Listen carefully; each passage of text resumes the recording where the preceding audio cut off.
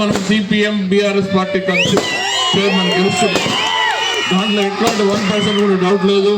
కాబట్టి మీరు మీ ఊరు నుంచి 14వ వార్డు నుంచి 16వ వార్డు నుంచి మేము సిపిఎం బలపరుస్తున్న మా బీఆర్ఎస్ బలపరుస్తున్న సిపిఎం అభ్యర్థులు పట్టిపల్లి వెంకన్న గారిని, పగిడిపల్లి ఉపేంద్ర గారిని మంచి మెజార్టీతో గెలిపించండి. మీ ఊళ్ళో ఇంకొక విషయం కూడా యాక్చువల్గా కరెక్ట్గా చెప్పాలంటే మున్సిపాలిటీలు కలపాల్సిన అవసరమే లేదు. అవునా? మేము ఇంతకుముందు ఒకసారి సరే మనకు మున్సిపల్ కార్పొరేషన్ కలిసిన వాటినన్నింటినీ మళ్ళీ పంచాయతీ చేశాం. మళ్ళా మీ కోరికకు విరుద్ధంగా మీ ఇష్టానికి వ్యతిరేకంగా మళ్ళా మున్సిపాలిటీ చేసినారు.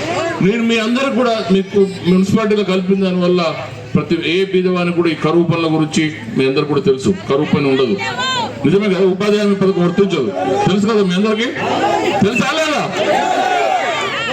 నేను మీరందరూ మళ్ళీ కోరితే, మీ గ్రామస్తులందరూ కోరితే ఖచ్చితంగా ఇంకొక 25-26 నెలల తర్వాత మన గవర్నమెంట్ వస్తుంది, మనం ఖచ్చితంగా గెలుస్తాం. మీరు సరే మన పాలేరు జనం ఎందుకు మోసపోయినరు నాకు తెలియదు. మీరు ఎందుకు నాకు ఆ రోజున మరి ఓడించారు నాకు ఇంతవరకు కూడా అర్థం కాలేదు. ఎందుకంటే దీంట్లో ఎవరైనా ఒక్క మనిషి అయినా ఉపేంద్ర రెడ్డి గారు చెడ్డోడు, లేకుంటే ఉపేంద్ర రెడ్డి గారు మోసం చేసి అబద్ధం చెప్పండి. నేను మళ్ళీ రాజకీయాలలో ఉన్నాను. ఖచ్చితంగా మీరు కోరుకుంటే మీరు అధిక మెజార్టీతో గెలిపించి ఆశీర్వదించండి. తప్పకుండా మేము తెల్లారిపల్లిలో ఎవరికి ఏ అవసరం ఉన్నా, ఎప్పుడు ఏ బాధ ఉన్నా ఖచ్చితంగా మేము వెన్నంటూ ఉంటాం.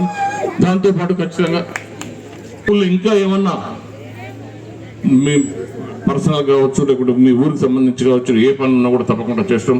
మీకు తెలుసు ఉపేందర్ రెడ్డి మాట చెప్పిందంటే ఎప్పుడు మాట తప్పడు. ఎప్పుడన్నా మాట తప్పనమా?